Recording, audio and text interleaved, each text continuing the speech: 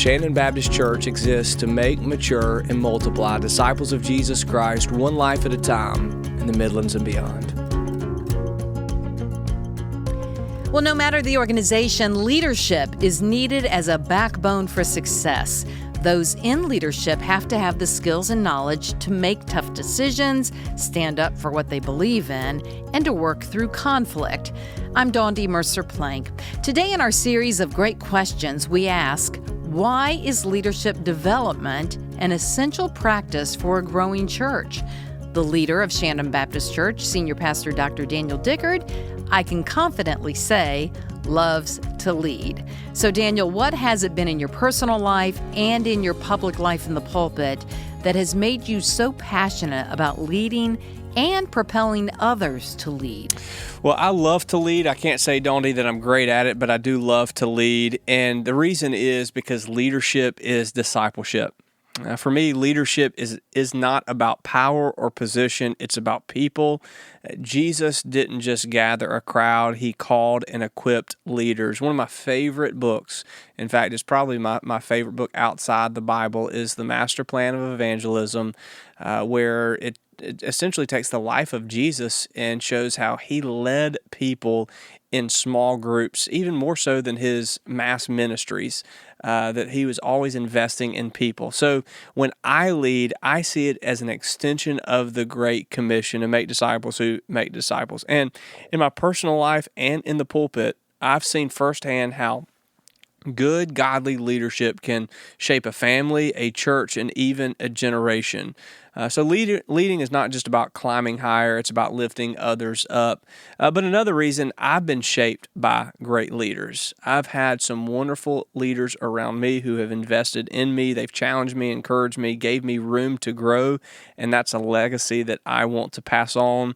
But also because the church needs healthy, humble leaders, maybe more than ever. You know, we live in a world that is full of brokenness and confusion and noise and just the expressive individualism that we see.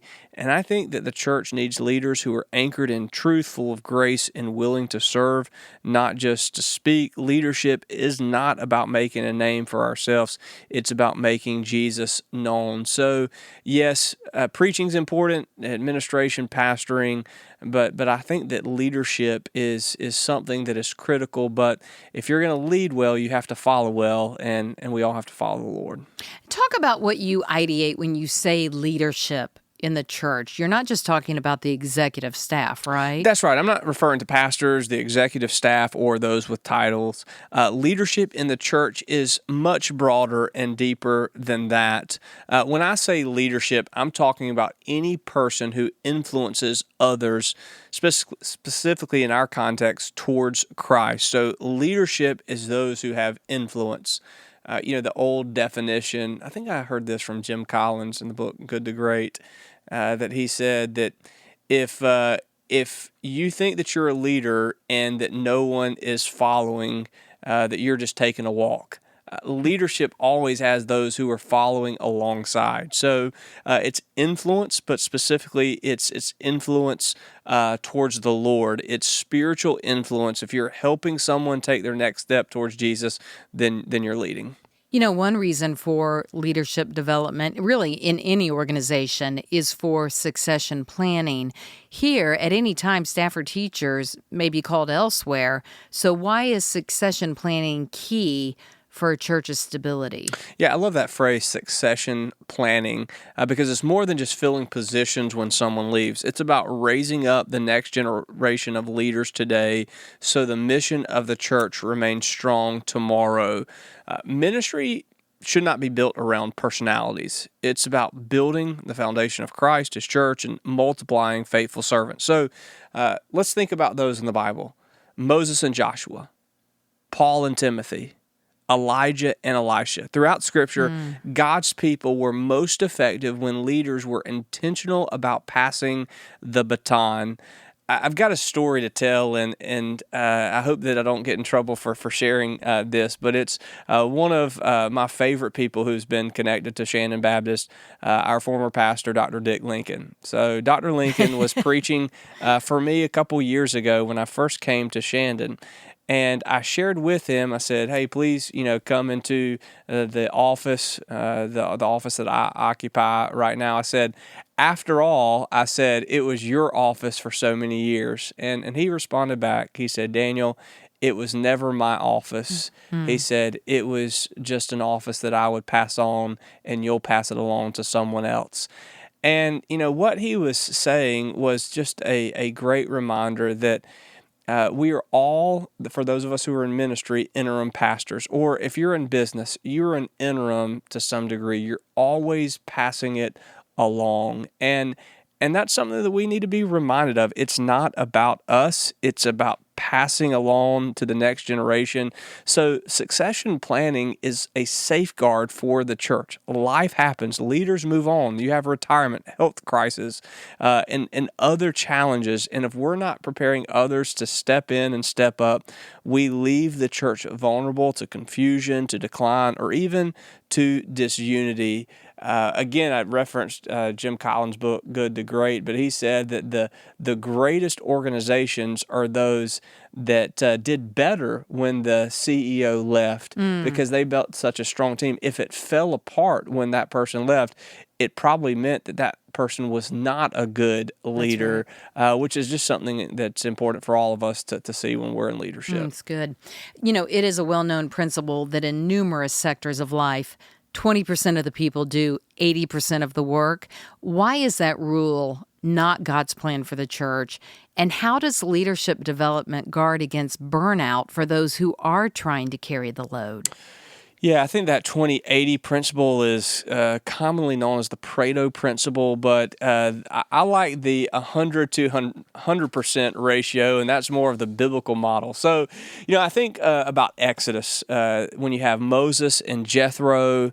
Moses tried to carry the weight of leadership alone, and his father-in-law, Jethro, wisely told him to raise up other capable leaders to share the responsibility. Even in the New Testament, where we see the first installation of those who were deacons or forerunners to deacons, Acts chapter 6, as the early church grew, the apostles faced a crisis and widows were being overlooked in the daily care and the distribution of food. So instead of trying to do everything themselves, they equipped other trustworthy men to serve. Ephesians 4 says, equip the saints for what? The work of the ministry. And in 2 Timothy chapter 2, there are 4 generations that are mentioned when Paul says, pass along these things to other faithful individuals who can share with others also. What you've received, pass on to other generations. And so I think that it's important to see that, biblically speaking, we see this idea of passing along. One of the hardest things, Donnie, for me personally, and I'm trying to learn this in lifetime, I think that it's learning to say no to good things so that you don't miss out on great things. And delegation is something that instinctively I know as a leader I should do, but sometimes I have a hard time. I don't think that it's because I want to micromanage, but I do enjoy the being involved. But sometimes healthy things grow most when we give them away. And in leadership, if someone can do the task, even 50% as well, you might could do it 100%, but they can do it 50%. We'll give it away so that it can grow. So leadership also is about delegation to be able to build up those who are behind us. So, while it is all about God, it is attractive, I think, to outsiders to see strong leadership within the church. Talk about the sense of reassurance that can give those who are looking for a church home. Yeah, I think that whether it's in the church or just the human nature itself, we desire to be led by those who are humble, by those who are authentic, by those who are competent. Stable. Mm-hmm. That's right. Those who bring unity. So, when building a team, I try to look at the 5 C's. The first 3 are, most people know them, would be competency, chemistry, and character. But then I also want to look at their capacity and also their calling. So competency, their character, chemistry, capacity, calling. If someone has those 5 traits, I think that they are going to be a plug and play no matter what context that you drop them into. And for those who are coming into an organization or into a church, they want to sense unity and stability. And a good leader just does not provide those things. A great leader, though, can bring people together towards a common vision, towards a common cause. But I don't think people are willing to follow those that they think are inauthentic. And so that's why it starts with character. Out of those 5 C's, the one that I think is most important is the character. If someone has character, then the other things will follow, but it starts with character. How does leadership development create an environment that nurtures the virtues and values in our church's mission statement? Yeah, so our church's mission statement that we exist to make, mature, and multiply disciples of Jesus Christ one life at a time in the Midlands and beyond. So it's this very idea of make, mature, and multiply. It insinuates, it assumes that we are going to be developing leaders. In our context here, I mean, we are in a city where you have military families coming through, a university, the seat of government, that you're going to have a lot of strong leaders that are coming through our community, and they may not be here forever, but we should identify leaders.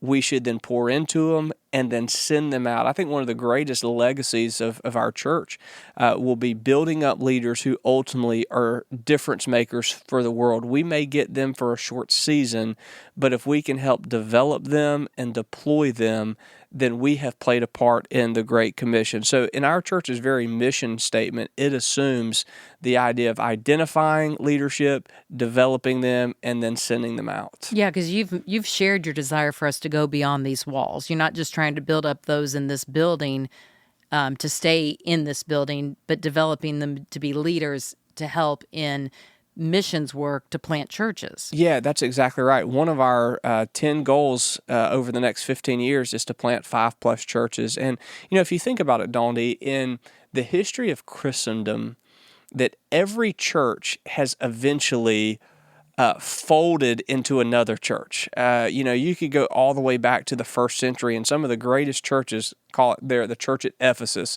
that Paul and Timothy and Apollos that minister it. And that church, the local church may not be there today, but eventually either they planted a church or they rolled into another church. And so I think we have to have that mindset that we're not just here to serve Shandon Baptist Church, but rather kingdom purposes. And hey, if we can start a bunch of churches and see them thrive, we exist today because another church planted us. We should be doing the same and fulfilling the Great Commission. I was wanting to ask you what kind of person makes a good leader. I do like how you said a few moments ago you had the 5 C's. Again, those were competency, chemistry, character, capacity, and calling. Is there anything else you would add to that in what makes a good leader? Yeah, consistent faithfulness. You got another C in there. Yeah, that's right. There we go. Just the consistency. That's right. Didn't intend to do that. Somebody was going to say, because I'm a Baptist pastor, alliteration. But yeah, consistency, day in and day out. In leadership, you never put it down. So there's a degree of the pacing of there's a grind to it, and yet you have to look towards, the future. I think sometimes we can make short-sighted decisions rather than seeing the long-term effect for an organization. And if you have to choose between the two, I think you always, within reason, want to play long ball. What is the best for an organization? But there's just something to the consistency and the grind of everyday faithfulness, knowing that over time you're going to accomplish a lot more if you're just faithful day by day than great strides and gains at once. Rhett Kendall, who's on staff here at Shandon, he is over my age group of people in our Sunday morning groups, and he's always talking about developing other leaders and looking for leaders. So, how can those in leadership, like the teacher or a director of a Sunday morning group, identify others who may be able to step into a leadership role, especially when we may only see these folks once a week? How do we know if they have what it takes? Yeah, I think that we have to create environments to be around them. I think that, if leadership is influence, watching how people interact with others, leadership is service. If you will not do it without the title, you'll never do it with the title. So, now there are some leaders that fall through the cracks that, they don't shine immediately, but they're on a different timetable. They develop, they're late bloomers. But there are some core qualities that, we see in those who are the best leaders. They are consistent. They put their money where their mouth is. And so watching, observing, one of the things that we're even doing here at Shandon as part of our long-term vision is we're investing in a leadership pipeline. If we're going to plant churches, then we've got to have, strong interns that then we turn into residents who then we put on our staff, and that it takes time to develop leaders. If you want to microwave leadership, then the results will show as microwavable results. It takes a crock pot mentality. So even, our personnel team that we've been talking about a pastor of leadership position where we would have someone that would spend quality time with our interns and residents. If we want to build this the right way, that we've got to have someone that's a point person to help with our leaders and those that we're raising up. But I think that the future of any church, and I read this last week, I believe that there's a Christian professor that used to be at Baylor University. He said, if you want to see the health of any denomination, you look at their seminaries and their colleges. If you want to see the health or the future health of any church, look at the leadership pipeline that they have for the next generation. And as I said earlier, if we're playing the long ball game here of what's best, not just for Shandon Baptist, but what is best for any church, what is the best for the kingdom of God? It's investing in the next generation of leaders, and even if they're not just ready yet, give them a little bit of influence and leadership, coach them up along the way, and then keep pouring into them. And so that's something that we're trying to do. We're looking at how can we as a church be known as those that identify leaders, raise them up, but then give them opportunities even when they're not 100% ready, so that we can coach them, develop them to the leader that God's called them to be. Awesome. I don't know about you, but I feel the longer I serve as a leader, I realize how much more I need to learn. How does one hone their craft of leadership, especially when it's for their church? Put yourself around other great leaders. Don't be intimidated to put people who are more competent and skilled than you are. I often tell our staff, we're going to attack ideas but not people, and put people around in the room who can challenge you, not just creating a yes man organization. I also think being someone who's a constant learner. I read that when Steve Jobs was developing Apple, that he would spend 5 to 10 hours a week just developing his personal craft while growing a large and successful organization. I think that if you see any great leader, you see the qualities that are above the surface, but below the surface, there's a determination, there's a grit, there's a grind, there's a constant learning. And so, developing your craft, putting other great leaders around you, and then being willing to make tough decisions even when it's not most popular. And I think that's what I see in, I'm a younger leader, not being fearful of making decisions, but making decisions based on what is best for the organization and what is best for the mission. I read this last week, and Donnie, I tell you, it really challenged me as a leader. Here's a statement.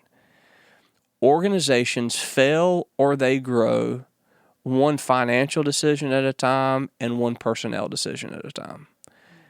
And so with every decision that you make as a leader, that it has consequences. There's a causation and correlation. So an organization grows one financial decision at a time, one personnel decision at a time. So put other good people around you who can help in that counsel. Are leadership skills more taught or caught? Yes. Yes. Okay. I think that there are those who are natural-born leaders, but then others that it can be cultivated over time. I think that for those who have leadership qualities, I think the greatest way to grow as a leader is being able to be around those who can provide, good counsel. One of the things that I find and is, being at a church like Shandon, that there are, I wish that there were more hours in a day. But I've even challenged myself as we build this leadership pipeline. It is well worth the investment of me taking 1 to 2 hours a week to have those who feel called to ministry just to walk alongside me in my sermon preparation process. And this is what I've learned along the way. I'm not the only one. I'm not the best one at this, but let me just pour a little bit into what's been poured into me. That's going to create the greatest gain long-term. Again, we're talking short-term, long-term gain. The 1 to 2 hours spent with 10 individuals who feel called to ministry, it may not show up in productivity immediately from the ROI sense, but from the kingdom advancement sense, I think that type of investment goes well beyond anything that we can evaluate or comprehend. When I was talking about the 80-20 principle earlier, and you said, it should be 100-100 in the church, some people may argue that they want to come to church to be fed and to not have to work, if you will. They may lead 5 days a week at their job site, and they want a break on the weekend. Can you blame them? No, I don't blame them. Yet at the same time, two things I would say to that, Dondi. One, you cannot build a solid church on spare time and pocket change. It takes sacrifice. But for those who are in staff positions in a church, I often tell our staff, okay, let's say that you are in student ministry and you're the student pastor, the high school pastor, and you go on a weekend retreat skiing. You are tired come Monday morning. Sure. But you better be in the office when the office opens, because if someone drives past the church and they gave you all weekend serving as a volunteer, and then they don't see your car in the parking lot because, I'm tired from the weekend. Well, they've given to the organization. You should as well. So I think that in leadership, if you're going to ask people to, the tide to rise, then you've got to be willing to be a boat that rises with them. And if you're unwilling to do that, I think that you're unfit to lead. Let's end with one question for those who are listening who maybe attend other churches, especially if they are pastors or other lay leaders within their church.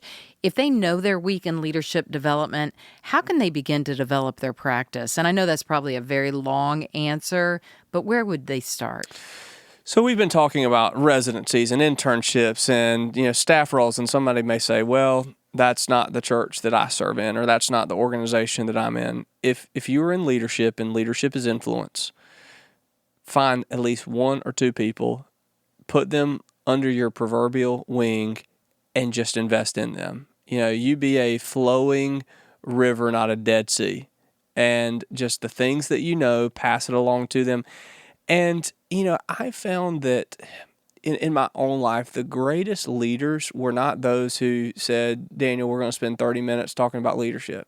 They invited me in their daily rhythms. And again, leadership taught versus caught. I saw their leadership just in the normal rhythms of life. So if you are someone of influence, bring people alongside you. And just you live your normal lifestyle, but you lead along the way. People see Christ in you. That's where you start in leadership. Normal rhythms of life, but bring people alongside you. Let them see your life, and then from that, leadership is modeled. Great answers to today's great question.